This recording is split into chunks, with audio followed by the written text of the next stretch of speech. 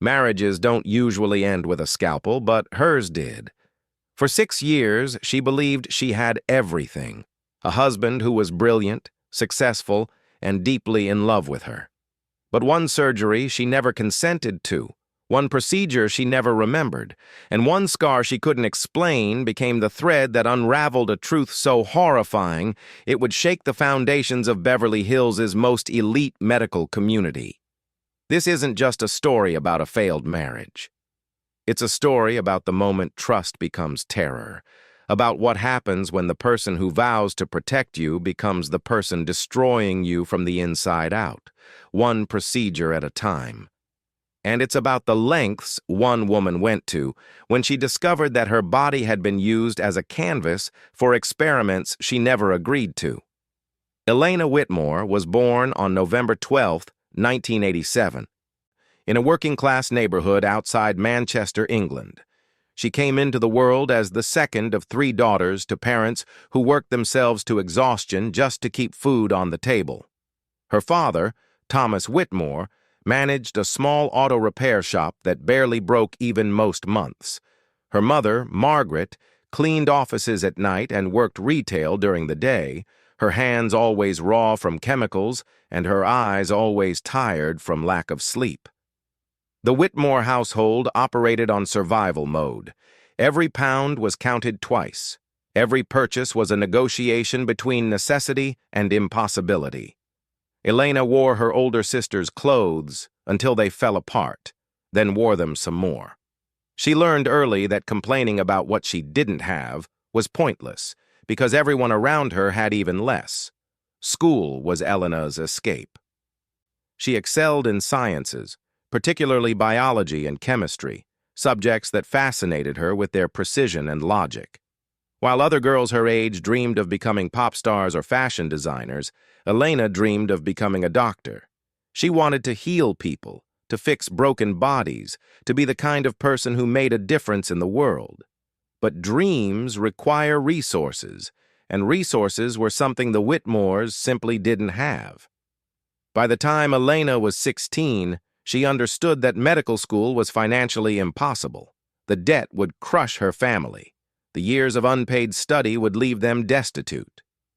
So she adjusted her dream, as working-class children learn to do, and set her sights on becoming a nurse instead. She worked part-time at a care home throughout her final years of secondary school, saving every penny she earned. The residents loved her. She had a gift for making elderly people feel seen, heard, valued. One woman, Mrs. Davies, who had no family left, took particular interest in Elena's future. When Mrs. Davies passed away in Elena's arms during a night shift, Elena discovered that the woman had left her $15,000 in her will, enough to cover nursing school with some left over for living expenses. Elena enrolled at Manchester Metropolitan University in 2006 and graduated with her nursing degree in 2009. She was 22 years old, newly qualified, and desperate to leave Manchester behind. The city felt too small, too familiar, too filled with memories of poverty and limitation. She wanted more. She wanted a life that didn't revolve around scraping by. In 2010, Elena took a nursing position at a private hospital in London. The pay was better than anything she could have earned in Manchester, and the work environment was unlike anything she had ever experienced. The patients were wealthy, the facilities were pristine, and the doctors moved through the halls like celebrities, trailed by assistants and admiring glances. That's where she met Dr. Julian Carver. Julian was 34 years old, already one of the most sought-after plastic surgeons in London. He specialized in facial reconstruction and aesthetic procedures, working on clients who flew in from around the world to have him reshape their features. He was handsome in that effortless way wealthy men often are, tall, well-dressed, always perfectly groomed. His smile was disarming, his voice cultured, his confidence absolute. Elena was assigned to assist him during a rhinoplasty procedure on her 3rd week at the hospital. She watched him work with the kind of precision she had only ever seen in documentaries. Every movement was calculated, every incision exact. When the surgery was complete, he turned to her and said, "You have steady hands. I noticed. That's rare." It was the first time a doctor had ever complimented her in a way that felt genuine rather than condescending. She blushed, thanked him, and went back to her duties. But Julian didn't forget her. He requested her specifically for his next procedure, and the one after that. Within 2 months, Elena had become his preferred surgical nurse, the one person he trusted to anticipate his needs during operations. They worked together like synchronized dancers, each movement complementing the other. Their first conversation outside of work happened in the hospital cafeteria. Julian sat down across from her uninvited, holding a cup of coffee that probably cost more than her entire lunch. "You're wasted here," he said without preamble. "You could be doing more than this." Elena looked up, startled. "I'm a nurse. This is what nurses do." "You're smarter than that," Julian said. "I've watched you. You understand the procedures better than most of the residents I train. Have you ever thought about medical school?"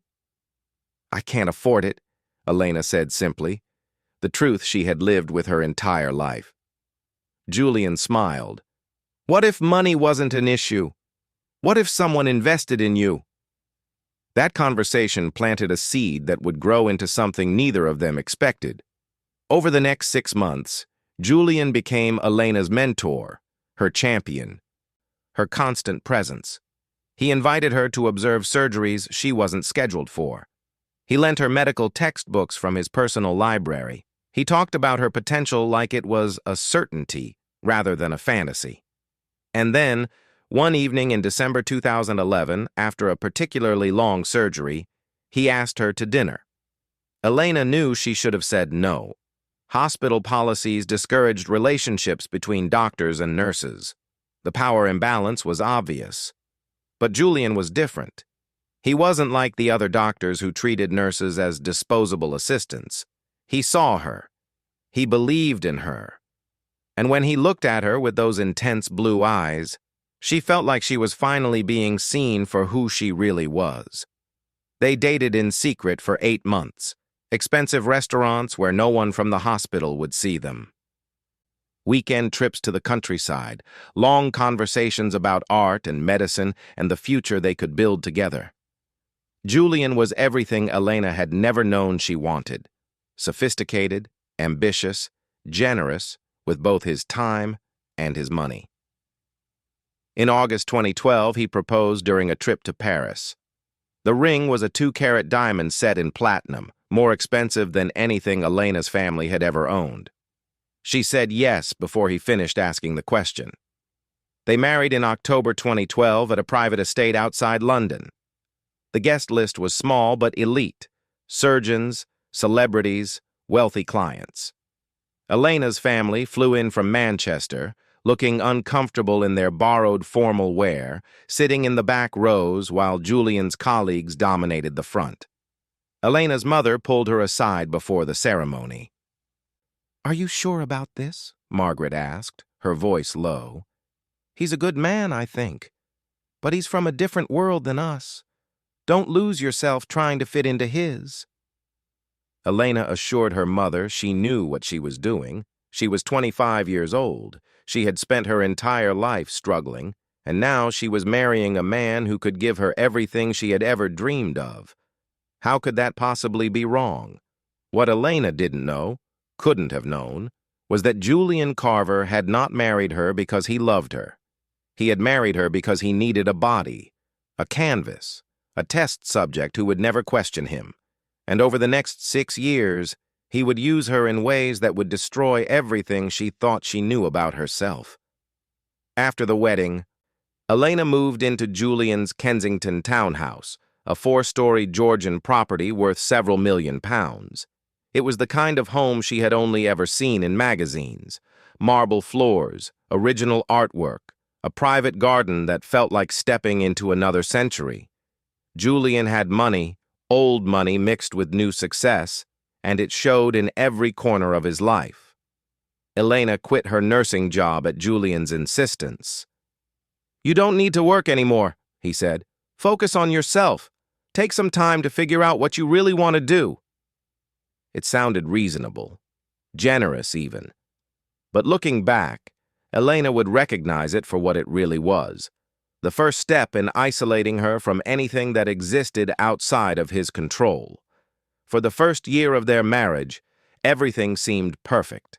Julian was attentive, affectionate, constantly surprising her with gifts she never asked for.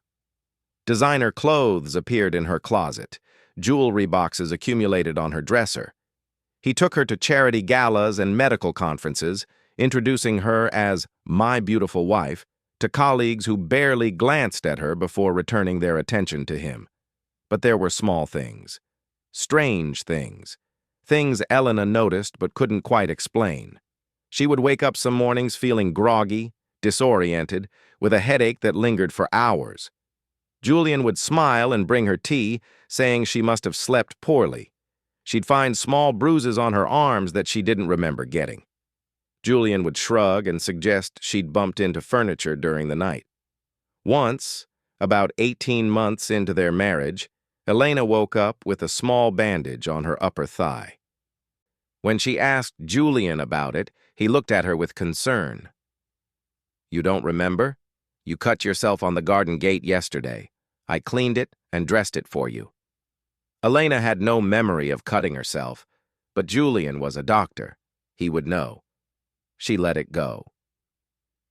The first major incident happened in June 2014. Elena had been complaining about her deviated septum for months, difficulty breathing through her nose, chronic sinus infections. Julian suggested a simple corrective surgery. I'll do it myself, he said. No cost, no waiting lists. I can fix it in an afternoon. The procedure was scheduled for a Saturday at his private clinic in Mayfair. Elena arrived nervous but trusting. Julian administered the anesthesia himself, something he assured her was completely normal for minor procedures. You're in the best hands, he said, his voice the last thing she heard before darkness took her. She woke up 6 hours later with her nose bandaged and Julian sitting beside her hospital bed, holding her hand. Everything went perfectly, he said. You're going to breathe so much better now. The recovery took 2 weeks. The swelling gradually went down, and when the bandages finally came off, Elena looked in the mirror and saw a nose that was different. Not drastically different, but different. Slightly narrower at the bridge, the tip more refined. It was objectively more attractive than her original nose, but it wasn't the nose she had agreed to. When she mentioned this to Julian, he smiled indulgently. I made a few aesthetic improvements while I was in there. You look stunning. Why does it matter? Because you didn't ask me, Elena said, her voice shaking. You changed my face without asking. I'm a plastic surgeon, darling. Making people beautiful is what I do. You should be thanking me. The conversation ended there. Elena told herself she was overreacting. It was just a nose. It looked better. What was the harm? But something had shifted. Some invisible boundary had been crossed, and deep in the back of her mind, a question had planted itself that would grow larger with each passing month. What else has he done without asking? Over the next 2 years, there were more procedures. Small things, Julian insisted. A mole removal here, a minor skin resurfacing there. Each time, he presented it as routine, as something any doctor would do for their spouse. Each time, Elena woke up from anesthesia, feeling like something had changed, but unable to pinpoint exactly what. She started documenting things, keeping a private journal where she recorded every procedure, every strange bruise, every morning she woke up disoriented.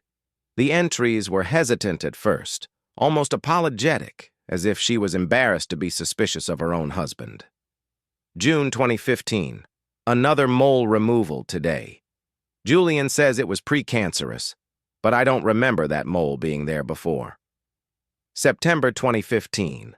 Woke up with stitches on my lower back. Julian says I had a benign cyst removed. I never felt a cyst. January 2016. He wants to do a preventative breast augmentation. Says my tissue is dense and could develop problems later. This doesn't feel right. By 2016, Elena's body had become a battleground she didn't know she was fighting on. She looked in the mirror and saw a face that was undeniably beautiful, flawless skin, perfect symmetry, features that seemed almost artificially precise. She looked like the women in magazines, the ones who claimed they were all natural while clearly being anything but. But she hadn't asked for any of it. And the more she tried to refuse Julian's suggestions for procedures, the more his demeanor changed. The charm that had once felt genuine now felt like a weapon. The generosity now felt like control. And the love she thought they shared now felt like something else entirely, something darker, more possessive. The breaking point came in March 2016. Elena woke up in the middle of the night, disoriented, her head pounding. She was in their bedroom, but something felt wrong. The sheets were different. The lighting was off. And when she tried to sit up, pain shot through her chest like lightning. She looked down and saw bandages, fresh surgical bandages wrapped around her torso. She wasn't wearing a shirt. The bandages were tight, professional, exactly the kind Julian used in his procedures. Panic flooded her system. She stumbled out of bed, her legs weak, her vision blurry. In the bathroom mirror, she saw herself, bandaged, pale, eyes dilated, and beneath the bandages, she could feel it. Something was different. Something had been done to her chest while she slept. Julian appeared in the doorway behind her, his face calm. Too calm. "You're awake," he said. "I didn't expect you up this soon." "What did you do to me?" Elena's voice came out as a whisper, terror making it impossible to speak louder. "I told you months ago that you needed the augmentation," Julian said, as if explaining something to a child. "You kept refusing. So I took care of it while you were asleep. It's for your own good, Elena. You'll see when you heal. You operated on me without my consent. You're my wife. I don't need consent to make you better." That sentence hung in the air between them like a guillotine blade waiting to drop. Elena stared at the man she had married, the man who had once made her feel seen and valued, and realized with perfect clarity that she had never known him at all. She had married a monster who saw her body as his property, his experiment, his canvas to alter however he pleased. And if she didn't get away from him, there was no telling what he would do next. But leaving wouldn't be as simple as packing a bag and walking out the door, because Julian Carver was not the kind of man who let go of his possessions easily. And Elena had just become his biggest liability. The morning after Elena discovered the unauthorized breast augmentation, she did what any rational person would do. She called the police. Detective Sarah Chen of the Metropolitan Police arrived at the Kensington townhouse within 2 hours. She was a composed woman in her early 40s, with short dark hair and eyes that missed nothing. She sat in the formal living room, recording device on the coffee table between them, and listened while Elena explained what her husband had done. "He's been operating on me without consent for years," Elena said, her voice trembling but determined. "Small procedures at first, things I could convince myself were accidents or misunderstandings. But last night he performed major surgery on me while I was unconscious. I woke up with breast implants I never agreed to." Detective Chen took notes. "Do you have medical records documenting these procedures?" "He does them at his private clinic. He controls all the records." "Do you have witnesses, anyone who saw him perform these surgeries?" "It's a private clinic. He's always alone with me during procedures. That's how he keeps control." Detective Chen set down her pen. "Mrs. Carver, I want to help you. But without documentation or witnesses, this becomes very difficult to prosecute. It's your word against his, and Dr. Carver has an impeccable reputation in the medical community." I'm telling you the truth, Elena insisted. My body is the evidence. I have scars from procedures I never consented to. Surgeons operate with consent forms. If your husband has signed consent forms with your signature on them, even if you don't remember signing them, it becomes nearly impossible to prove coercion. Elena felt the room tilting around her. You're saying there's nothing you can do. I'm saying it will be extremely difficult to build a case. I'll file a report. I'll open an investigation. But I need you to be realistic about what that means. These cases rarely lead to prosecution. Detective Chen left an hour later with a promise to look into Julian's practice records. Elena sat alone in the living room, staring at the walls of the beautiful prison she had mistaken for a home. She had called the police for help and received only doubt. That evening, Julian came home as if nothing had happened. He kissed her forehead, asked about her day, and served dinner like they were still a normal married couple. Elena sat across from him at the dining table, barely able to swallow food, watching him act out this performance of domestic bliss. I know you called the police, Julian said finally, his voice calm. Detective Chen contacted me this afternoon to verify your claims. Elena's blood went cold. I explained that you've been under tremendous stress lately, that you've been seeing a therapist for anxiety and paranoia, that you sometimes have difficulty distinguishing between reality and your fears. That's not true. I showed her medical records documenting your mental health treatment, records showing that all procedures performed on you were done with your full consent and signature. Records that prove I'm a loving husband trying to help a wife who's struggling with psychological issues. Elena stared at him. You forged everything. I'm a doctor with 20 years of impeccable practice. You're a former nurse with a history of mental instability. Who do you think they'll believe? He stood from the table, folding his napkin with meticulous care. I love you, Elena. Everything I've done has been to make you better, to help you reach your full potential. If you can't see that, then perhaps you do need professional help. He left her sitting there, alone, the truth settling over her like a suffocating blanket. He had thought of everything, every contingency, every possible way she might try to escape or expose him. He had built a fortress of documentation and reputation around himself, and she was trapped inside it. That night, Elena packed a bag. She waited until Julian was asleep, then crept downstairs as quietly as possible.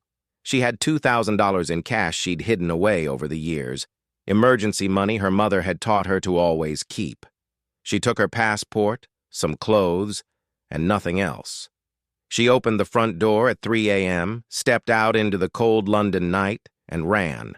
She made it 3 blocks before the dizziness hit. Her vision blurred. Her legs gave out. She collapsed on the sidewalk, gasping for air, her heart racing in a way that felt wrong, dangerous. She reached for her phone to call for help, but her hands wouldn't cooperate. The world spun, and then everything went black. When Elena woke up, she was back in her own bed. Julian sat in a chair beside her, reading a medical journal as if he'd been there for hours. He looked up when she stirred, his expression one of perfect concern. You gave me quite a scare, he said. I found you passed out by the front door. You're lucky I woke up when I did. You could have died out there. Elena tried to speak, but her mouth felt thick, her thoughts sluggish. You were severely dehydrated, Julian continued, and your medication levels were all wrong. I had to give you something to stabilize you. You'll feel better in a few hours. He hadn't found her by accident. He had known exactly what would happen, the dizziness, the collapse.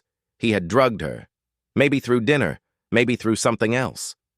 He had known she would try to run, and he had made sure she wouldn't get far. You can't leave me, Elena, Julian said softly, returning to his journal. I've invested too much in you. We're going to work through this together, whether you want to or not. That was the moment Elena Whitmore understood the full horror of her situation. She wasn't just married to a man who operated on her without consent. She was married to a man who would never let her go. And if she wanted to survive, she would have to become someone she had never been before. She would have to become dangerous. The days following Elena's failed escape attempt blurred into a nightmare she couldn't wake from. Julian had become more careful, more controlling. He monitored her meals personally, preparing everything himself in the kitchen. He checked her phone daily, scrolling through messages and call logs with the casualness of someone checking the weather. He installed cameras in every room of the townhouse except the bathrooms, claiming they were for security purposes. Elena pretended to comply. She ate the food he prepared even though she knew it was laced with something. Sedatives, probably, just enough to keep her docile, but not enough to make her completely unconscious. She smiled when he touched her. She thanked him when he brought her gifts. She played the role of the grateful wife who was finally seeing reason. But inside, something was changing. The fear that had paralyzed her was slowly transforming into something harder, colder. She began to study him the way he had studied her. She watched his routines, his patterns, his habits. She noted when he was distracted, when he was confident, when he let his guard down, and most importantly, she started exploring the townhouse when he was at work. The ground floor was public space, living room, dining room, kitchen, guest bathroom, nothing interesting there. The second floor contained their bedroom, Julian's home office, and a guest room Elena never entered.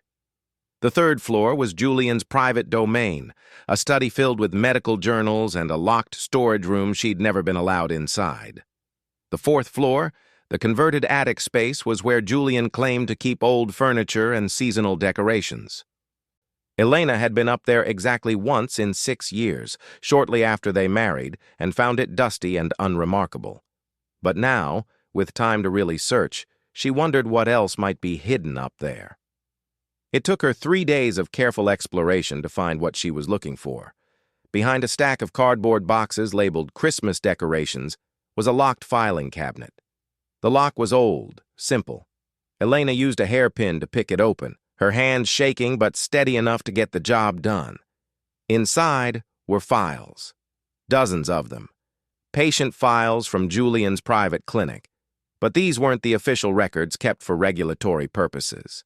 These were his real records, his private documentation of procedures he'd performed off the books, surgeries that were never reported to any medical board. Elena pulled out the first file and opened it.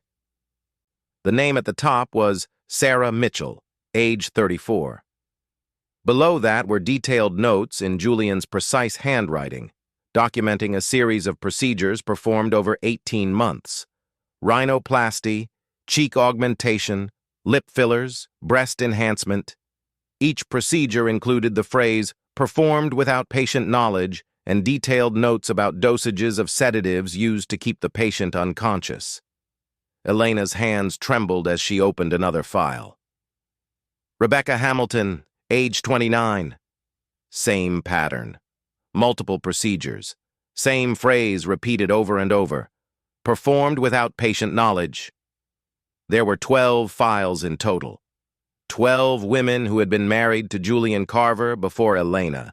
12 women who had been used as test subjects for his experiments. And at the bottom of each file, in red ink, was a final notation. For Sarah Mitchell, deceased, October 2001, complications from anesthesia, body cremated per will. For Rebecca Hamilton, deceased, March 2004, suicide by overdose, investigation closed. 8 of the 12 files ended with death. 2 ended with permanently institutionalized for psychiatric care. 1 ended with relocated to United States, whereabouts unknown. And 1 simply said, disappeared, May 2010, presumed dead. Elena sat on the dusty attic floor, surrounded by evidence of 12 destroyed lives, and understood with perfect clarity that she was number 13. Julian hadn't married her because he loved her. He had married her because his previous wives had either died or become unusable, and he needed a new canvas for his obsession with perfection and control. She took photos of every page with her phone, documenting everything. Then she carefully returned the files to exactly how she'd found them, locked the cabinet, and went back downstairs. Her hands were steady now. Her mind was clear. Fear had been replaced by something far more useful: purpose. That evening, when Julian came home from the clinic, Elena greeted him with a kiss and asked about his day. They ate dinner together. They watched television. They went to bed like a normal married couple. And while Julian slept beside her, Elena lay awake and planned exactly how she was going to destroy him. The next morning, Elena took a calculated risk. While Julian was showering, she accessed his laptop using a password she'd watched him type dozens of times. She navigated to his encrypted files, the ones he thought were secure, and used a USB drive to copy everything: patient records, financial documents, correspondence with medical supply companies, everything.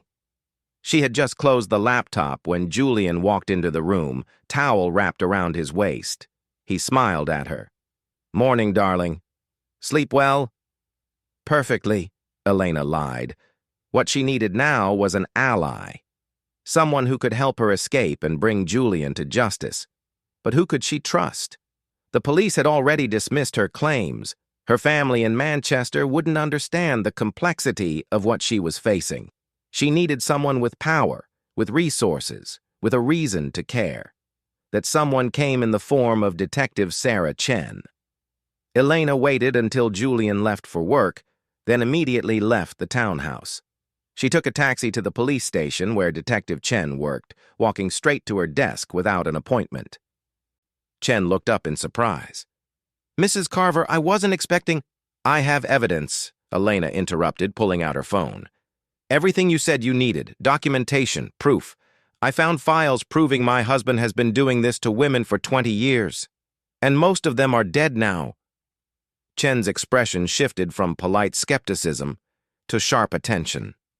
She ushered Elena into a private interview room and spent the next 4 hours going through every photo, every document, every piece of evidence Elena had collected. When they finished, Chen leaned back in her chair and let out a long breath. "This is enough to get warrants," she said. "Multiple warrants. We can search his clinic, his home, his financial records. Mrs. Carver, if this is all legitimate, your husband is looking at multiple counts of assault, medical malpractice, fraud, and potentially murder." "When can you execute the warrants?" Elena asked. "I need to brief my superiors and coordinate with the prosecutor's office. 48 hours, maybe less." "I can't go back to that house," Elena said. "If he suspects anything, we'll put you in protective custody immediately. You'll stay in a secure location until we arrest him." Elena spent that night in a police safe house in South London, a nondescript flat with reinforced doors and 24-hour protection. She lay in an unfamiliar bed, staring at an unfamiliar ceiling, and felt something she hadn't felt in years: hope. But hope, as Elena was about to learn, can be a dangerous thing. The raid on Julian Carver's properties happened at 6 a.m. on a Wednesday morning. 10 officers descended on the Kensington townhouse with a warrant to search for evidence of medical malpractice and assault. Julian answered the door in his dressing gown, his expression a perfect mask of shocked confusion. "What's this about?" he asked, even as officers pushed past him into the house. "We have a warrant to search the premises," Detective Chen said, handing him the paperwork. "Please step aside, Dr. Carver."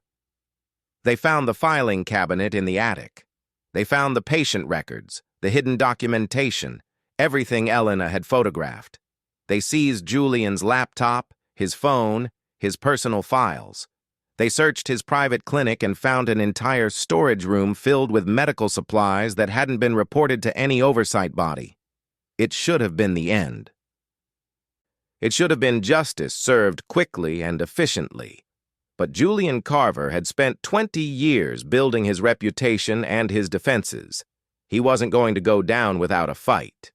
His solicitor, a woman named Victoria Ashford, from one of London's most prestigious law firms, arrived at the police station 90 minutes after Julian's arrest.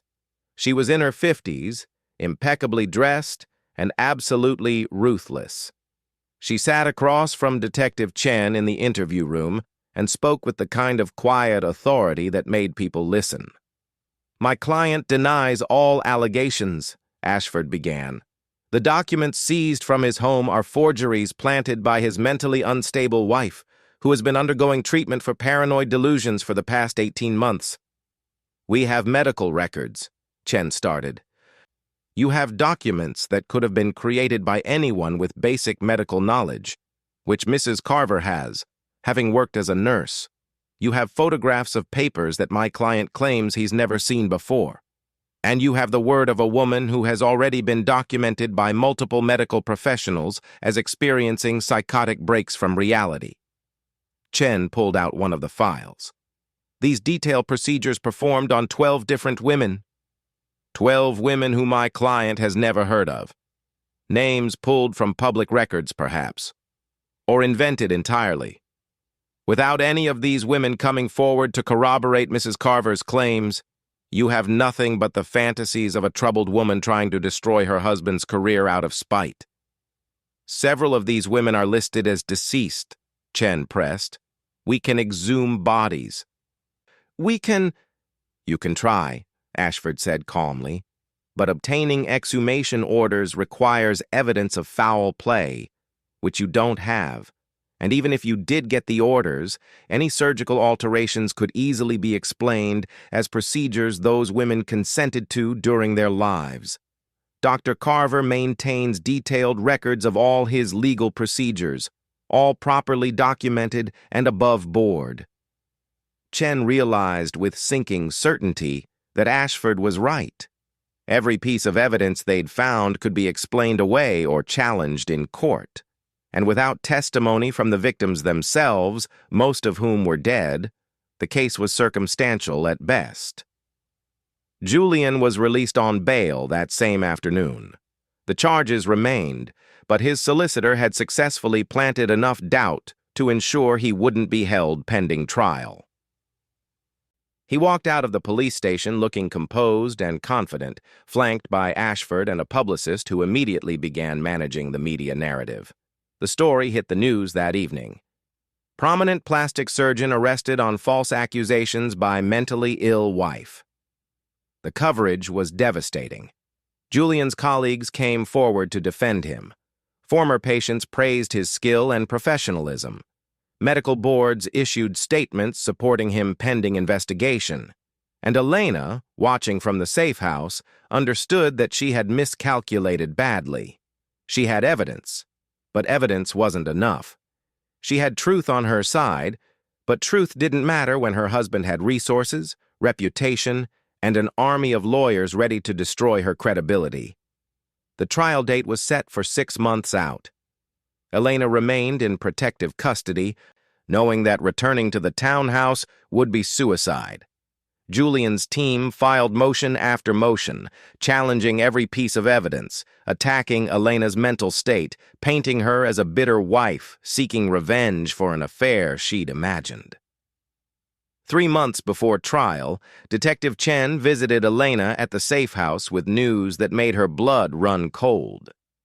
"2 of the potential witnesses have recanted their statements," Chen said.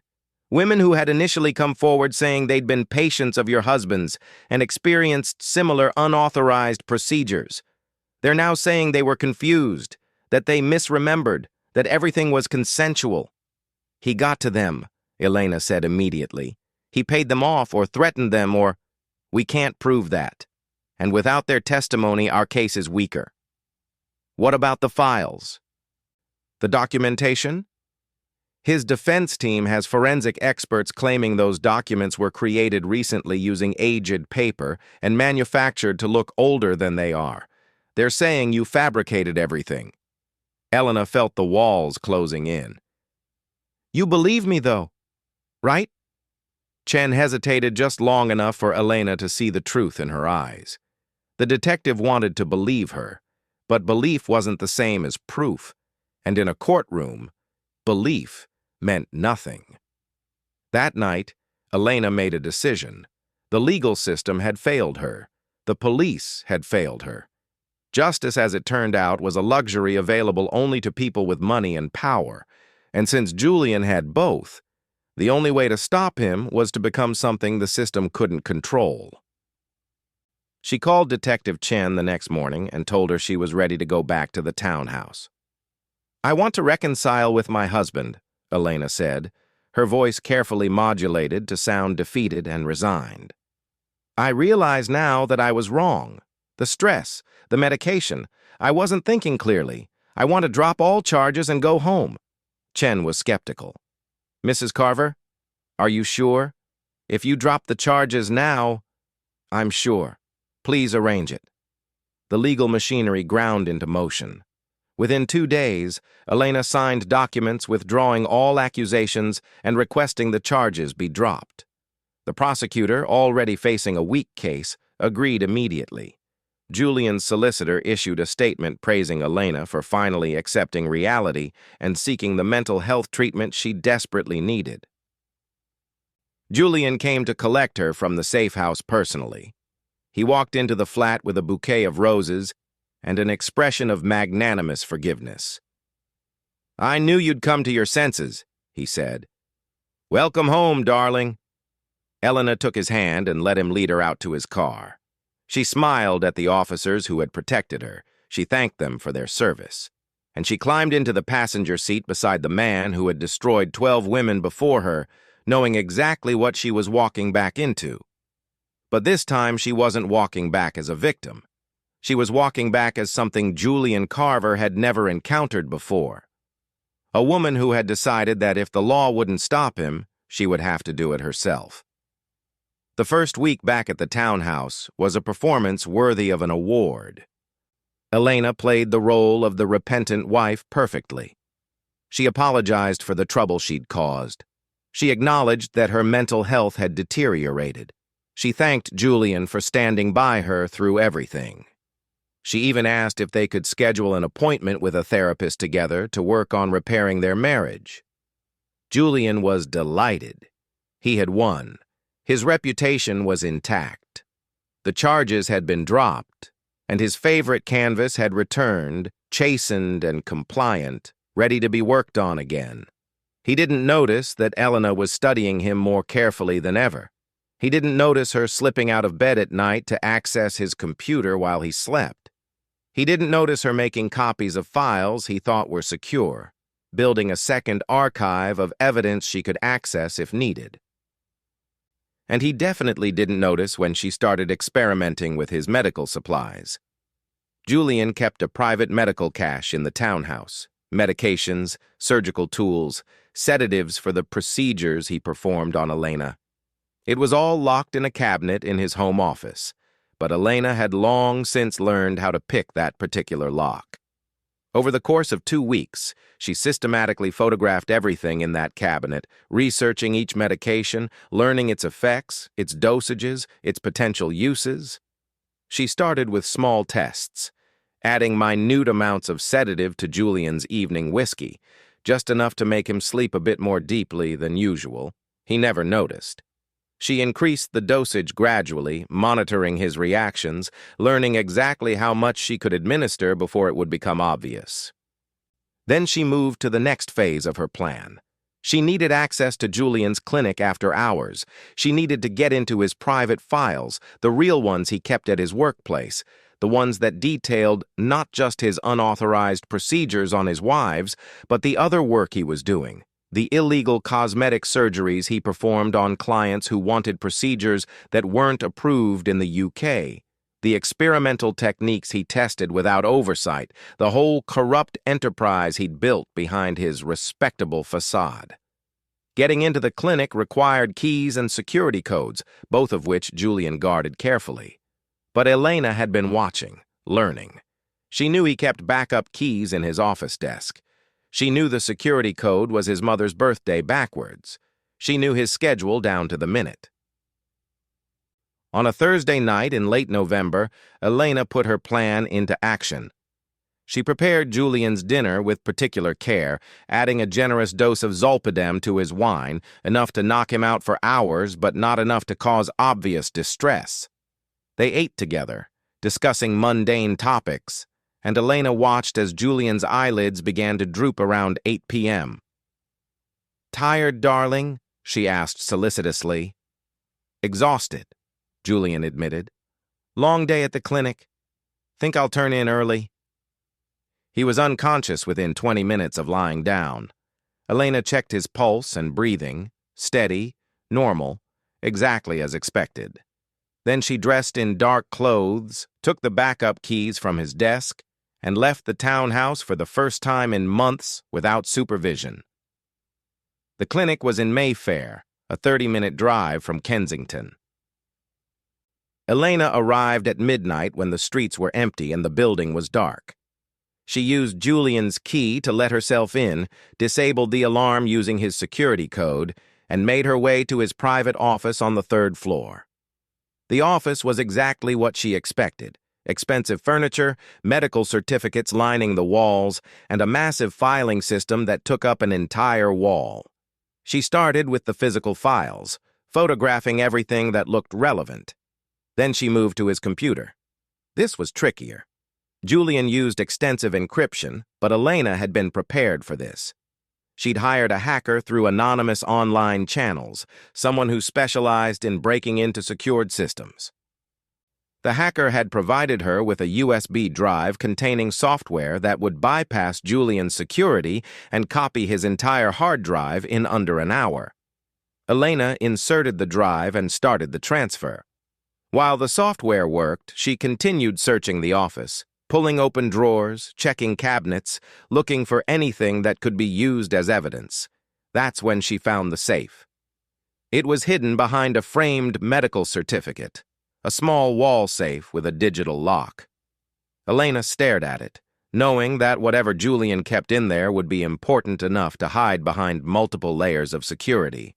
She tried the most obvious combinations: birthdays, anniversaries, professional license numbers. None worked. Then, on impulse, she tried the date of his first wife's death. October 15th, 2001. The safe opened.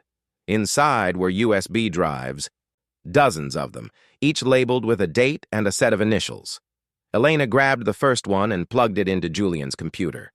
Video files appeared on the screen, each labeled with timestamps and procedure descriptions. She clicked on one at random and watched in horror as footage began to play. It was Julian, performing surgery on an unconscious woman. The date stamp showed 2007. The woman's face was visible. It was Rebecca Hamilton, one of the 12 wives documented in the files. And Julian was performing a procedure while speaking directly to the camera, narrating his work like he was creating an educational video. "Subject remains unaware of the procedure," Julian's recorded voice said calmly. "This marks the 4th facial reconstruction in 18 months. The results continue to improve with each iteration. Subject's mental state has deteriorated as expected, but physical response to alterations remains excellent." Elena felt bile rising in her throat. He had been recording everything. Not just medical notes, but video documentation of every unauthorized procedure he'd ever performed. Hours and hours of evidence, stored on USB drives, hidden in a safe he thought no one would ever access. She ejected the drive and took all of them, stuffing them into her bag. The computer had finished copying Julian's hard drive by then. She shut everything down, returned the office to exactly how she'd found it, and left the clinic the same way she'd entered, invisible, ghost-like, leaving no trace of her presence. By the time Elena returned to the townhouse at 3 a.m., Julian was still unconscious, exactly as she'd left him. She hid the USB drives and the copied hard drive in a location he would never think to search, inside the old piano in the guest room that hadn't been played in years. Then she undressed, climbed into bed beside her sleeping husband, and lay awake until dawn, thinking about what came next. She had evidence now, real, irrefutable evidence. Video footage of Julian admitting to unauthorized procedures, files documenting decades of medical malpractice, a complete picture of his criminal enterprise. But she had learned her lesson. The legal system had failed her once. There was no guarantee it wouldn't fail her again. Julian had resources, lawyers, connections. Even with video evidence, he might find a way to explain it away, to claim the footage was taken out of context, to deploy his army of expert witnesses who would testify to his sterling character. Elena couldn't take that risk. Not when the stakes were this high. Not when she knew that if Julian discovered what she'd done, he would kill her, just like he'd killed Rebecca Hamilton and Sarah Mitchell and all the others who had gotten in his way. No, Elena realized, lying in the darkness beside a monster. The legal system couldn't stop Julian Carver. But she could. Over the next month, Elena planned with meticulous care. She had learned from watching Julian all these years how to be patient, how to plan for contingencies, how to anticipate every possible obstacle. She wasn't going to move until she was absolutely certain of success. First, she needed money. The cash she'd hidden away wasn't enough to truly disappear, and she would need to disappear once this was over. She started systematically moving small amounts from Julian's accounts to offshore accounts she'd set up using false identification. Nothing large enough to trigger alerts, but enough that over time it would add up to substantial funds. Second, she needed an escape route. She couldn't just kill Julian and hope for the best. She needed to be somewhere else, with an ironclad alibi, when whatever happened to him happened. That required careful planning and assistance from someone she could trust. That someone turned out to be Marcus Webb, one of Julian's surgical assistants at the clinic. Marcus was in his late 20s, idealistic, and increasingly disturbed by what he witnessed at work. Elena had noticed him showing discomfort during certain procedures, had seen him questioning Julian's methods in subtle ways that suggested he suspected something was wrong. She approached him carefully, meeting him by accident at a coffee shop near the clinic. They talked. She shared just enough to gauge his reaction, mentioned that she had concerns about her husband's methods, wondered if Marcus had noticed anything unusual. Marcus had noticed plenty. He'd seen Julian performing procedures that seemed excessive. He'd heard the doctor on phone calls that sounded suspicious. He'd found inconsistencies in patient records that didn't add up. But he had no proof, and speaking out against a doctor as prominent as Julian Carver would be career suicide. "What if I had proof?" Elena asked during their third meeting. "What would you do with it?" Marcus met her eyes. "I'd take it to the medical board immediately. And I'd testify to everything I've witnessed." Elena made her decision. She showed Marcus some of the documentation she'd collected, not everything, not the videos yet, but enough to confirm his suspicions. His face went pale as he read through the files. "How many women?" he asked quietly. "At least 12 before me. Probably more we don't know about. We have to report this." "I tried," Elena said. "They didn't believe me.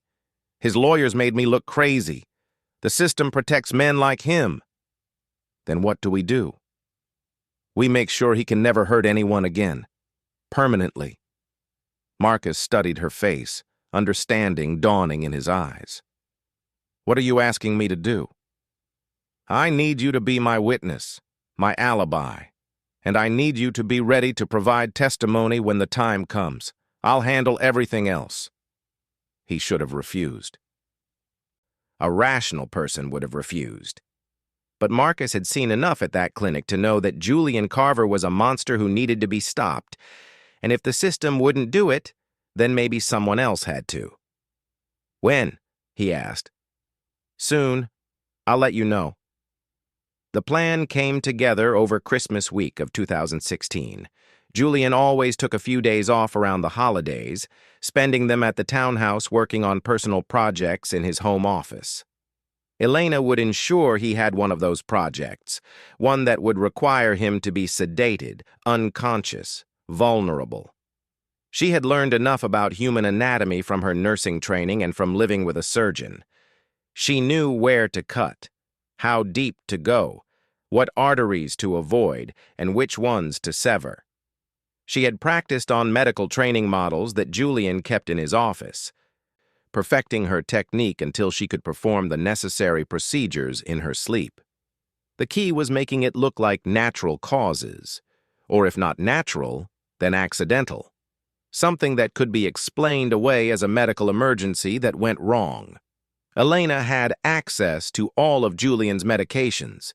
She knew which ones, when combined, could cause a heart attack that would appear completely organic.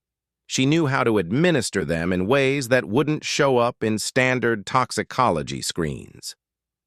On December 23rd, Elena put phase 1 of her plan into motion.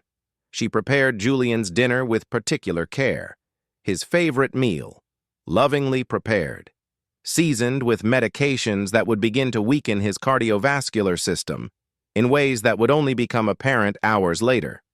They ate together, discussing their plans for Christmas.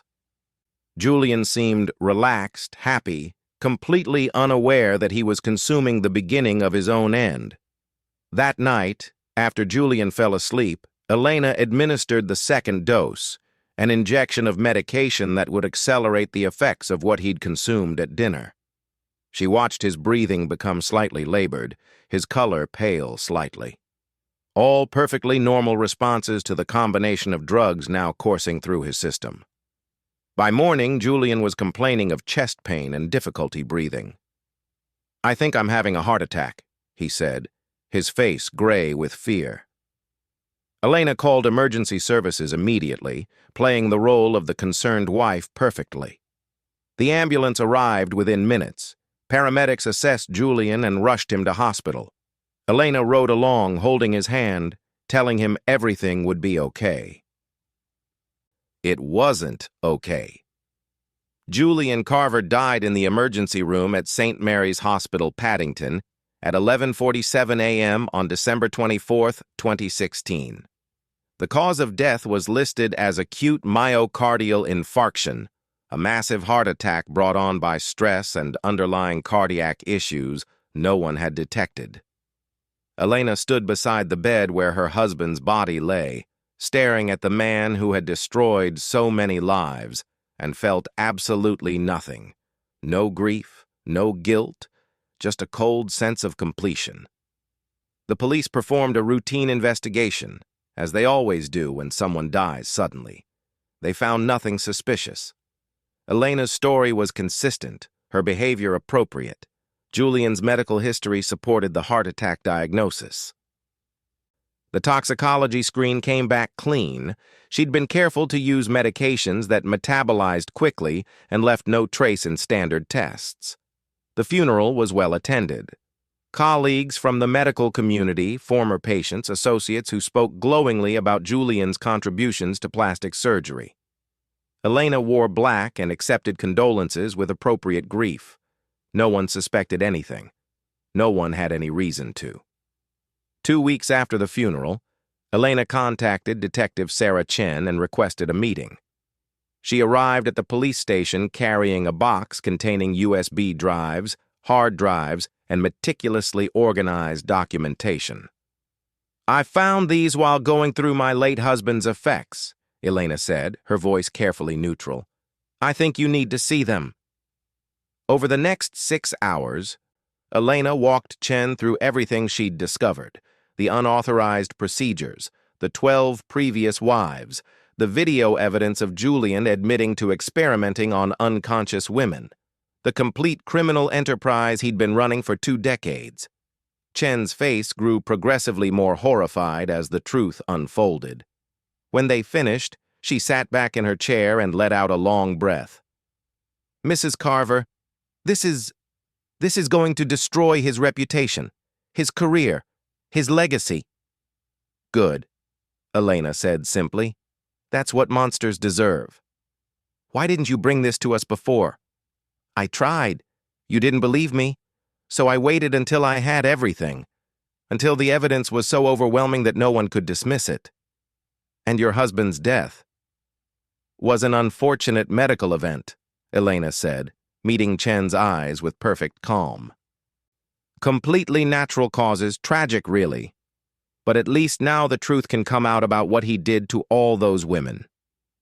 Chen studied her for a long moment, intelligence and suspicion warring in her expression. She knew. On some level, she knew exactly what had happened. But proving it would be impossible. And the truth was, Chen wasn't sure she wanted to prove it. Justice had been served, even if not through official channels.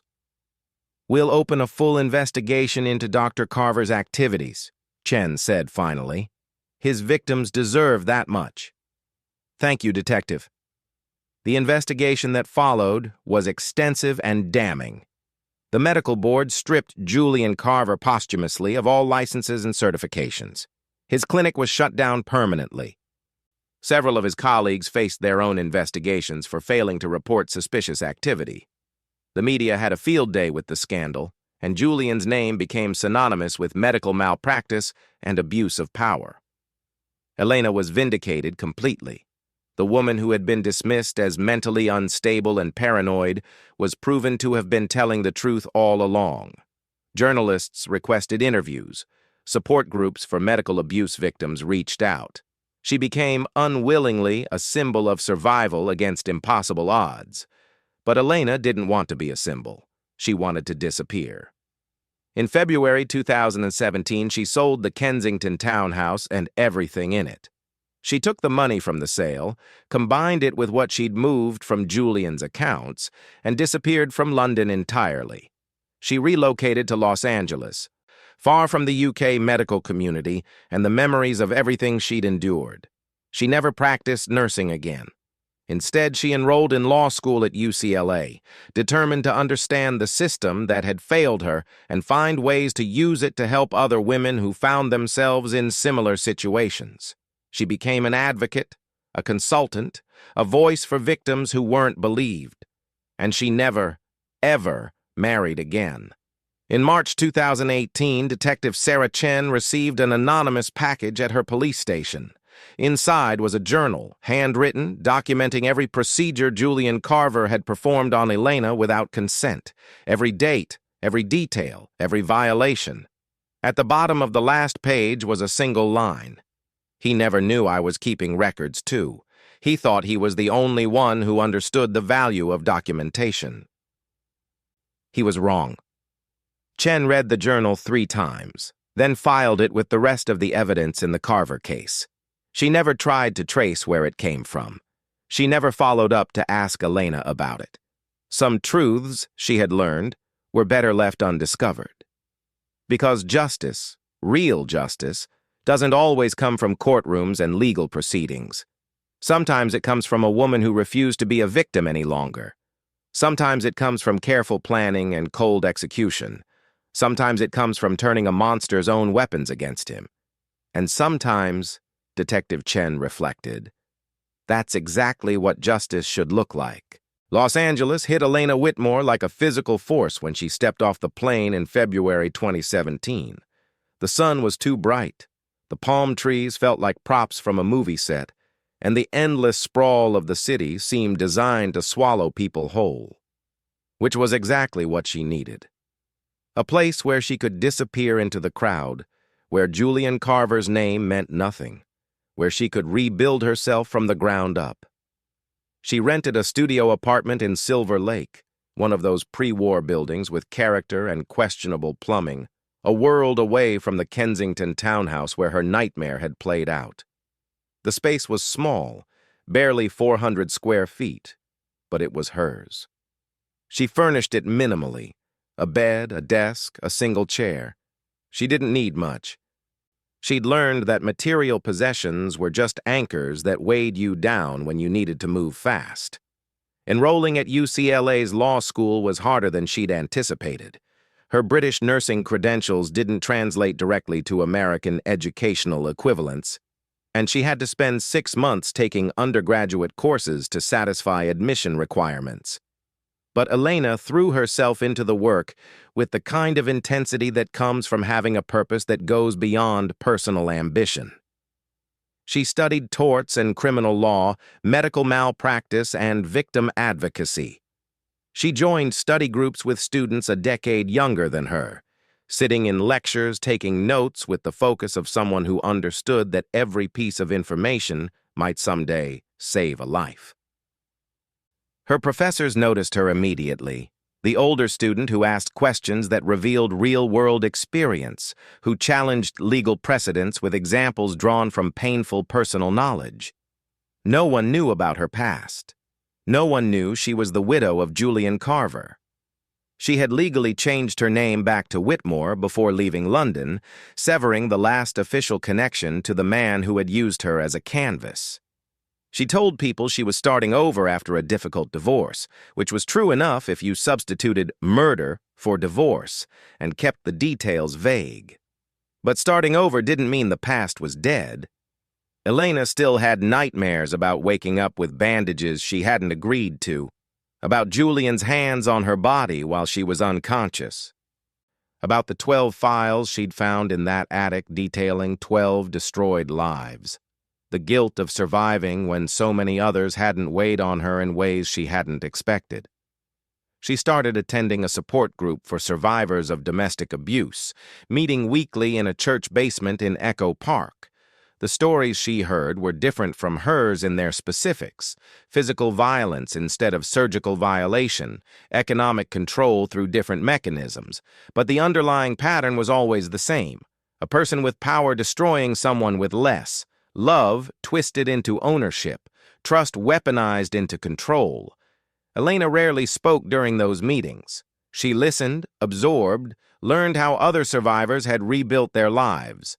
But one evening in October 2017, almost a year after Julian's death, a woman named Marie shared a story that made Elena's blood run cold.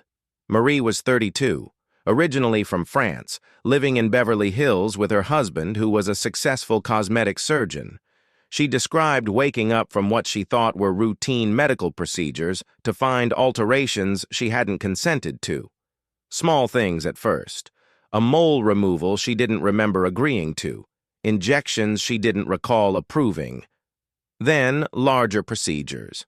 A breast augmentation she discovered only when the bandages came off. "He says I signed consent forms," Marie said, her voice shaking. "But I don't remember signing them. I think he drugs me. I think he does things to me while I'm unconscious. But I can't prove it. And he's so respected. No one would believe me." Elena sat very still, listening to a story that was nearly identical to her own. When the meeting ended, she approached Marie carefully. "Can we talk privately?" They went to a diner down the street, sitting in a corner booth under fluorescent lights that made everyone look slightly ill. Elena spent 2 hours telling Marie her story. Everything about Julian, the procedures, the files, how she'd tried to fight him legally and failed, how she'd finally ended it on her own terms. She didn't mention the murder. She said Julian had died of a heart attack, which was technically true even if she'd helped the heart attack along. But she told Marie everything else, giving her the one thing Elena had needed most when she was trapped: validation. Proof that she wasn't crazy, that what she was experiencing was real, that other women had survived similar horror. Marie cried. Then she asked the question Elena had been waiting for. "What do I do? How do I get away from him? We build a case so strong that even his reputation can't protect him," Elena said. "We document everything. We find other victims. We make sure that when we move against him, he has nowhere to hide." "I can't do it alone," Marie said. "You're not alone anymore." That conversation in a Los Angeles diner marked the beginning of something that would consume the next 3 years of Elena's life. She had survived Julian Carver. Now she was going to make sure no other woman suffered what she had suffered.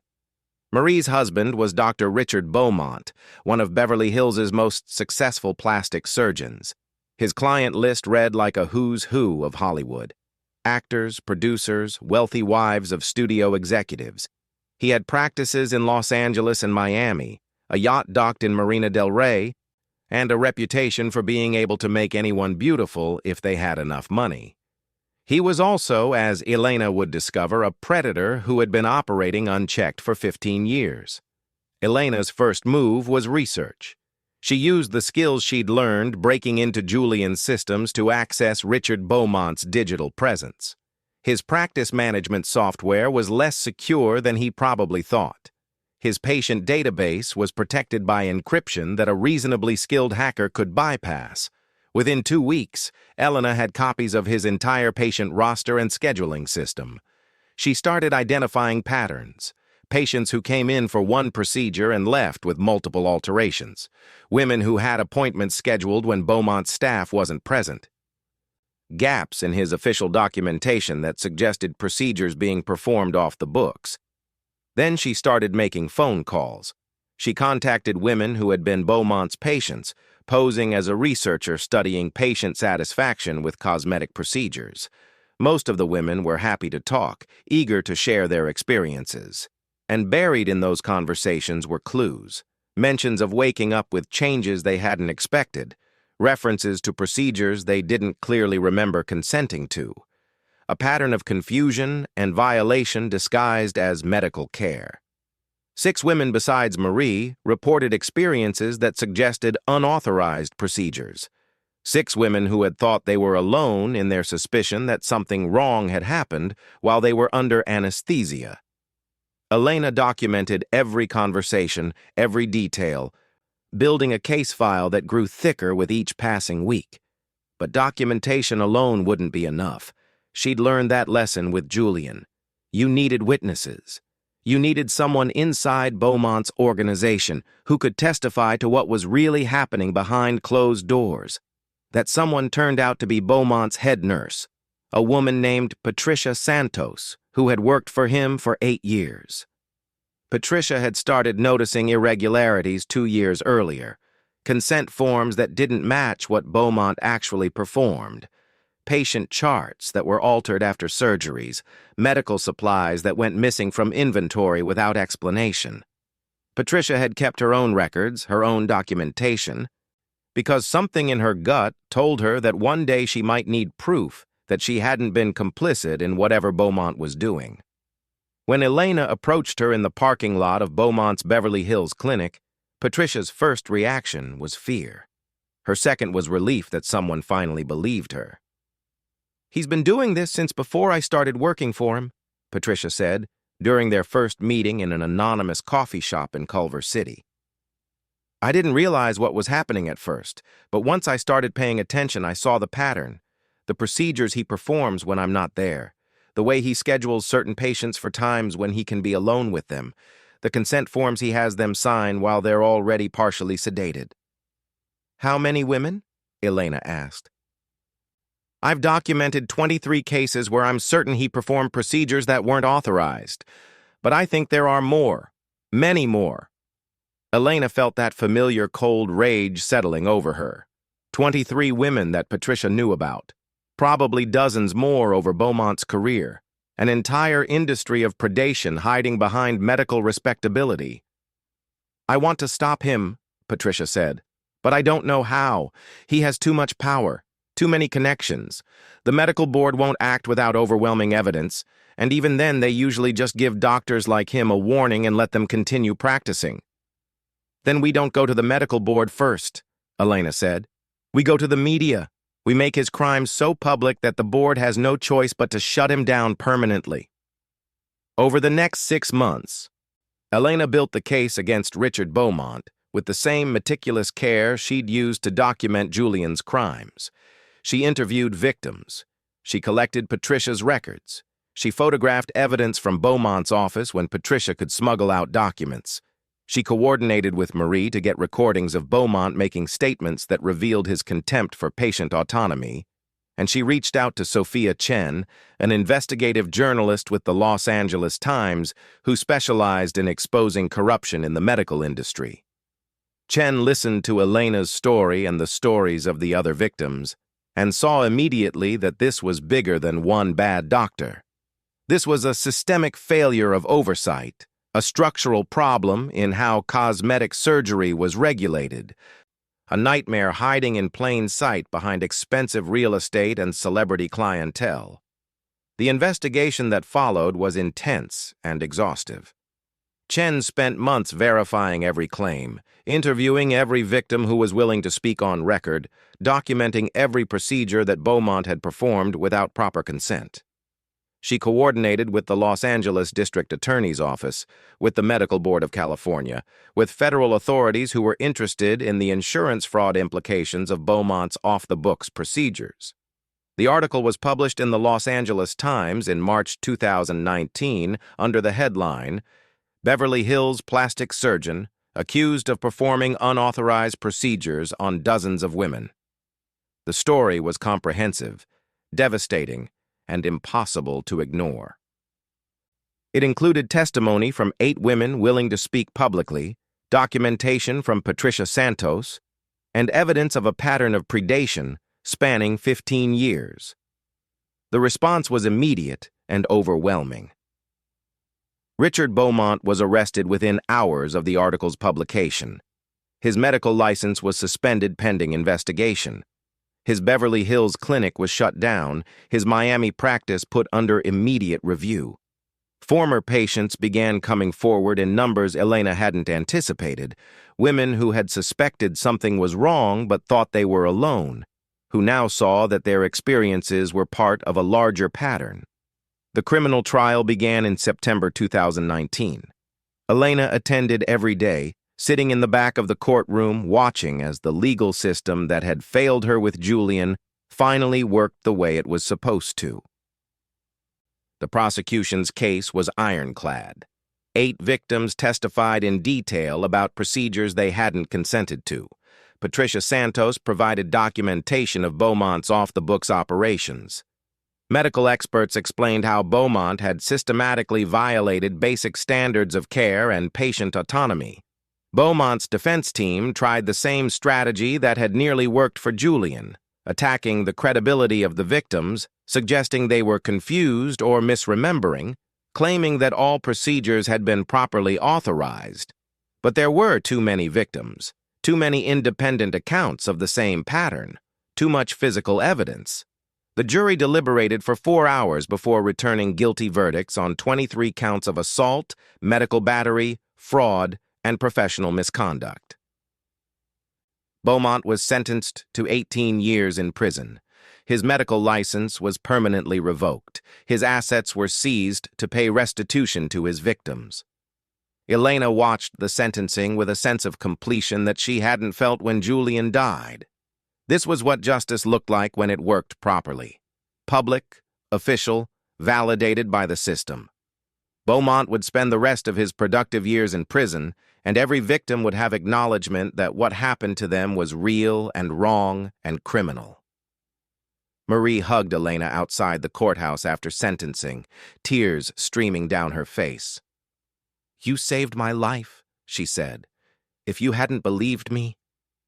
"You saved yourself," Elena corrected gently. "I just showed you that you weren't alone." But the Beaumont case wasn't the end of Elena's work. It was the beginning. The publicity from the Los Angeles Times article and the subsequent trial created a wave of attention that Elena hadn't anticipated. Victims of medical abuse from across the country reached out, sharing their own stories of doctors who had violated their trust and their bodies. Women who had been gaslit by the medical community told they were confused or mentally unstable when they questioned procedures they didn't remember consenting to. Elena's apartment became an informal headquarters for what would eventually become the Patient Autonomy Project, a non-profit organization dedicated to helping victims of medical abuse document their experiences and pursue justice. She worked with lawyers to develop legal strategies for cases that were difficult to prosecute. She connected victims with journalists willing to investigate their claims. She lobbied for changes to California law that would require enhanced documentation and oversight for cosmetic surgery procedures. She also continued her legal education. She graduated from UCLA Law School in 2020 and passed the California bar exam on her first attempt. She didn't practice traditional law, didn't join a firm or take on typical clients. Instead, she specialized in representing victims of medical malpractice, particularly women who had been abused by doctors in positions of power. By 2021, Elena had been involved in bringing down 5 different plastic surgeons in California alone. Each case followed a similar pattern: a charismatic doctor with an impeccable reputation, a hidden history of unauthorized procedures, victims who thought they were alone until someone helped them see the larger pattern. The medical community began to take notice. Some doctors changed their practices, implementing better consent procedures and oversight. Others simply became more careful about hiding their crimes. But Elena's work was having an impact. The Patient Autonomy Project became a model for similar organizations in other states. Victims who once had no voice now had resources, support, legal representation. The conversation around medical consent shifted, with more focus on protecting patients from predatory doctors. Elena's public profile grew. She was interviewed on podcasts, invited to speak at medical conferences, consulted by state legislators drafting new medical oversight legislation. She became the face of a movement, which was ironic given that she'd spent so much of her life trying to disappear. But success came with costs. The work was emotionally exhausting, hearing story after story of women who had suffered similar violations. Elena developed insomnia, sometimes going days without proper sleep, because her mind wouldn't stop processing the cases she was working on. She had nightmares about Julian that hadn't faded even 5 years after his death. She started therapy, working with a trauma specialist who helped her understand that survival didn't mean the trauma was over. In her quiet moments, usually late at night in her Silver Lake apartment, Elena would think about the 12 files she'd found in Julian's attic. Sarah Mitchell, Rebecca Hamilton, 10 others whose names she'd memorized, women who hadn't survived, women who deserved justice that would never come because they were dead and their families had no idea what had really happened to them. She had killed Julian Carver. She would never speak that truth aloud, would never confess to anyone. But she carried it with her every day, not as guilt exactly, but as a weight. A knowledge that she had crossed a line that could never be uncrossed, that she had become the kind of person who could look at another human being and decide they deserved to die. Some nights she wondered if that made her a monster too. Other nights, she looked at the women she'd helped, the predators she'd helped expose, the lives she'd helped save, and decided that perhaps being a monster in service of stopping other monsters was a price worth paying. The truth was messy. It didn't fit into neat categories of right and wrong, and Elena had learned to live in that gray space between justice and revenge, between victim and avenger, between the woman she'd been and the woman she'd become.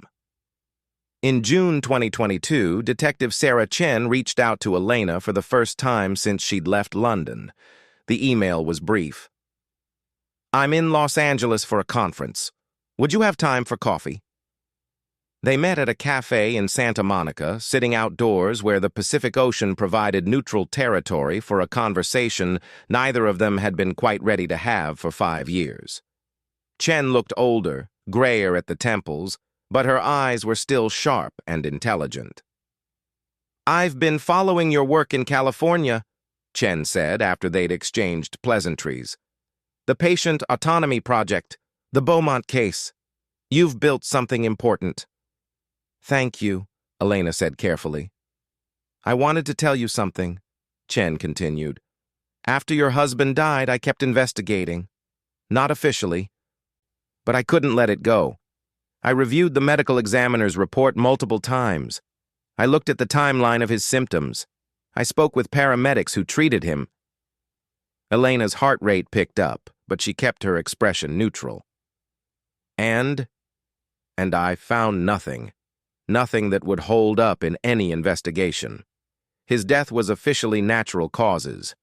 The heart attack was consistent with his medical history and the stress he was under from the allegations against him. That's what the coroner concluded, Elena said. It is, Chen agreed. She took a sip of her coffee, her gaze steady on Elena's face. But I want you to know something. If I had found evidence of something else, if I had proof that his death wasn't natural, I'm not sure I would have pursued it. Elena said nothing, waiting. Julian Carver destroyed at least 12 women that we know of, Chen continued. Probably more. He was never going to face meaningful consequences for what he did. His lawyers would have found ways to exclude evidence, to challenge testimony, to delay proceedings until witnesses died or disappeared. He would have won, and he would have continued destroying lives. Why are you telling me this? Elena asked. Because I think you deserve to know that sometimes justice doesn't come from the legal system. Sometimes it comes from people who understand that the law has limits, and that those limits shouldn't protect monsters. They sat in silence for a long moment, the sound of traffic and ocean providing cover for a conversation that was happening more in what wasn't being said than in the words themselves. I think about the women who didn't survive, Elena said finally, the ones who died before anyone knew what was really happening to them. They deserved better. They did, Chen agreed. But because of what you've done, both in London and here, other women have survived. Other monsters have been stopped. That counts for something. Does it? I think so. I have to think so. Otherwise, what's the point of any of this? Chen stood to leave, extending her hand. Elena shook it, feeling the weight of understanding pass between them. Chen knew. She'd probably always known. But she was never going to say it explicitly, never going to pursue it, never going to do anything except acknowledge that sometimes justice looked different than what the law prescribed. Take care of yourself, Elena, Chen said. The work you're doing matters. Don't let it destroy you. After Chen left, Elena sat alone at the cafe, watching the ocean and thinking about all the different versions of herself she'd been over the past decade. The scared girl from Manchester who thought love would save her. The trapped wife who thought the legal system would protect her. The woman who had committed murder and convinced herself it was justice. The advocate who now helped other women escape situations she'd barely survived. She wasn't sure which version was the real her. Maybe they all were. Maybe that was the truth about survival, that it turned you into someone you never expected to become, someone who carried contradictions and compromises and dark secrets that would never be spoken aloud. Her phone buzzed with a text from Marie. New victim reached out to the project, doctor in San Francisco. Same pattern as before. Can you help? Elena typed back. Send me the details. I'll look into it. Because this was who she was now. This was the life she'd built from the wreckage of the one Julian Carver had tried to destroy. And if that life required her to live in the gray spaces between legality and morality, to carry secrets that could never be shared, to be the kind of person who had killed and would probably kill again if circumstances required it, well, that was the price of making sure other women didn't have to make the same choices she'd made. She finished her coffee, left the cafe, and drove back to Silver Lake to start working on the San Francisco case. There was always another case, always another predator, always another woman who needed someone to believe her when the rest of the world wouldn't. And Elena Whitmore, widow, survivor, advocate, killer, was going to be there for every single one of them. In December 2024, nearly 8 years after Julian Carver's death, Elena stood in front of a crowd of 300 people at UCLA's Medical Ethics Symposium. She'd been invited to give the keynote address about patient autonomy and medical consent. The audience was packed with medical students, practicing physicians, and healthcare administrators, the next generation of people who would shape how medicine was practiced. She looked out at those faces and thought about all the women she'd helped over the past years. 37 cases where she'd been directly involved in exposing predatory doctors. Hundreds more where the Patient Autonomy Project had provided resources or legal support. legislative changes in California and 5 other states that strengthened patient protections and oversight of cosmetic surgery. But she also thought about the ones she hadn't been able to help. The cases that fell apart because victims were too scared to testify. The predators who had too much money and too many lawyers. The women who had died before anyone realized they needed help. She began her speech with a story. Not her own, never her own, that truth remained locked away, but a composite of all the stories she'd heard over the years. A woman who trusted a doctor and woke up changed without consent. A pattern of abuse disguised as medical care. A system that failed to protect the vulnerable from the powerful. "We like to believe that medicine is objective," Elena said. "That doctors are bound by ethics and oversight and the fundamental principle of doing no harm. But medicine is practiced by humans, and humans are capable of monstrous things when given power over other people's bodies and lives." She talked about consent, what it really meant, how it could be undermined, why informed decision-making was essential to ethical medical practice. She talked about the structural problems in medical oversight, the ways that prestigious doctors were protected from accountability, the systems that prioritized reputation over patient safety. Every person who enters a medical facility, whether for emergency care or elective surgery, deserves to maintain autonomy over their own body, Elena continued. That autonomy cannot be conditional on consciousness. It cannot be overridden by a doctor's opinion about what would be better for the patient. It must be absolute. The speech was well received.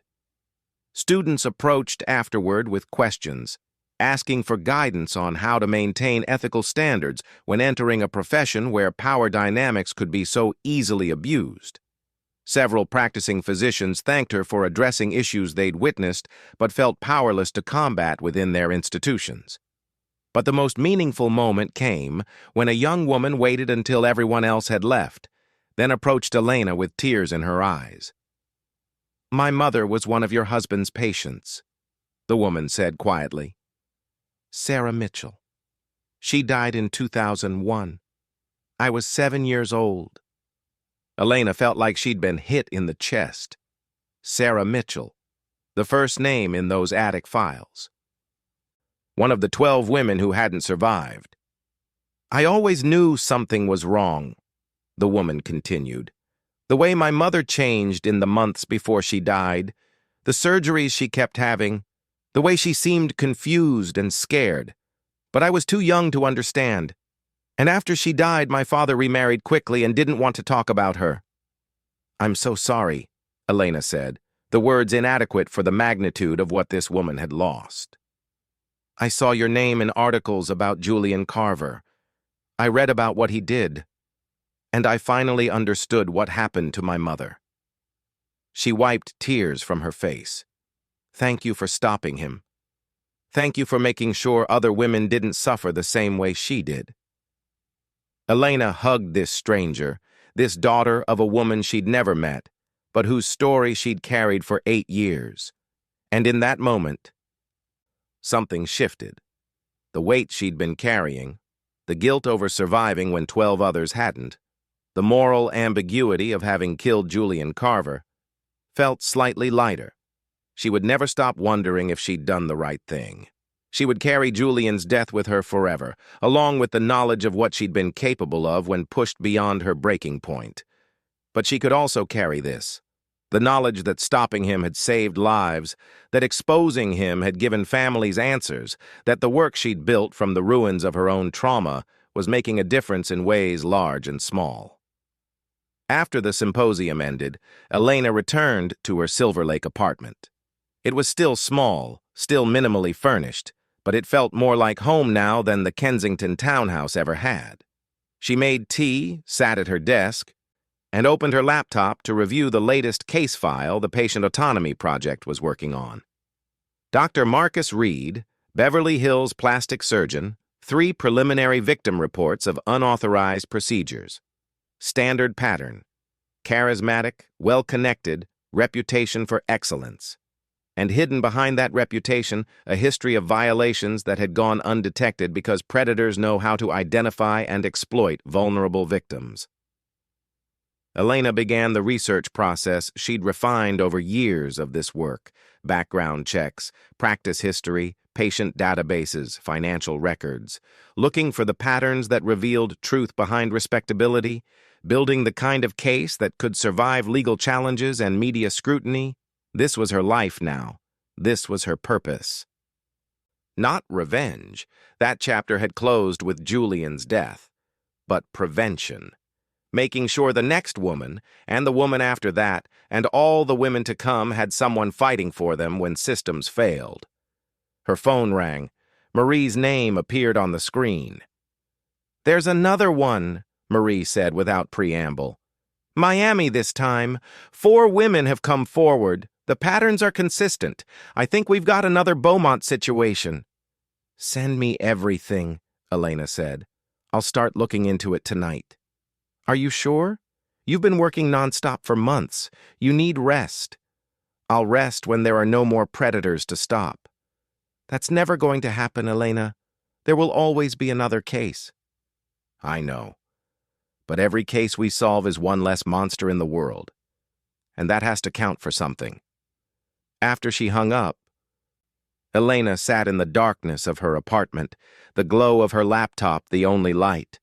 She thought about the woman she'd been, the girl from Manchester who dreamed of healing people, the young wife who thought love meant trust, the desperate woman who'd realized too late that she'd married a monster. That woman was gone. In her place was someone harder, more cynical, more aware of how easily power could corrupt and how rarely justice came from official channels. Someone who had committed murder and would probably do it again if circumstances required. Someone who lived in the gray spaces where morality became complicated and solutions didn't come from textbooks or legal precedent. She thought about Sarah Chen's words from 2 years ago. "Don't let the work destroy you." Was she being destroyed? Or was she simply becoming exactly who she needed to be to do this work? There was no clear answer. Probably there never would be. What mattered was this: women were being helped. Predators were being stopped. Lives were being saved. And if the price of that was carrying the weight of Julian Carver's death, of living with the knowledge of what she'd done and what she was capable of, then that was a price Elena Whitmore was willing to pay. She pulled up the Miami case files and began to read. Outside her window, Los Angeles sparkled with lights that masked countless stories of suffering and survival, predation and resistance. Somewhere in that city, another woman was waking up with scars she didn't remember getting, questions she couldn't answer, terror that no one would believe. And somewhere in that city, Elena Whitmore was working to make sure that woman wouldn't have to face it alone, because that's what survivors did. They survived, and then they used that survival to protect others from having to endure what they endured. It wasn't justice in any legal sense. It wasn't redemption. It wasn't healing. But it was purpose. And for a woman who had lost everything and rebuilt herself from the ground up, purpose was enough. The story of Elena Whitmore and Julian Carver doesn't have a neat ending. Real life rarely does. There are no courtroom monologues where everything is explained, no moments of catharsis where all trauma is resolved. There's just the ongoing work of surviving and helping others survive. Julian Carver is dead, his reputation destroyed, his crimes exposed. 12 women who suffered before Elena finally have acknowledgement of what was done to them. Their families have answers, and future potential victims were saved because one woman refused to accept being silenced. Richard Beaumont and the 4 other surgeons Elena helped expose are in prison. Their victims received restitution and validation. Their medical licenses were permanently revoked, and the legal precedents established through their prosecutions have made it slightly harder for predators to operate unchecked. The Patient Autonomy Project continues to grow, expanding to new states, helping more victims, pushing for stronger legal protections. Medical schools are beginning to incorporate more comprehensive training about consent and patient autonomy. The conversation about power dynamics in medicine is evolving. None of this brings back the women who died. None of this erases what was done to the survivors. But it matters. It means their suffering wasn't meaningless. It means the system is slowly, imperfectly beginning to change. And Elena Whitmore, the woman who survived Julian Carver by becoming someone capable of stopping him permanently, continues her work in a Silver Lake apartment, fighting for women who can't yet fight for themselves. She lives with secrets that can never be shared. She carries weight that won't be put down. She exists in moral complexity that offers no easy answers. But she also exists as proof that victims don't have to stay victims. That survival is possible even after unimaginable violation. That justice, when the system fails, can come from other sources. And sometimes, on quiet nights when the work is done and the city is finally still, Elena allows herself to feel something close to peace. Not because what happened to her was okay, it will never be okay, but because she transformed trauma into purpose, violation into advocacy, and her own survival into a weapon that protects others. That's not redemption. That's not healing. But it's something. And for Elena Whitmore, something is enough.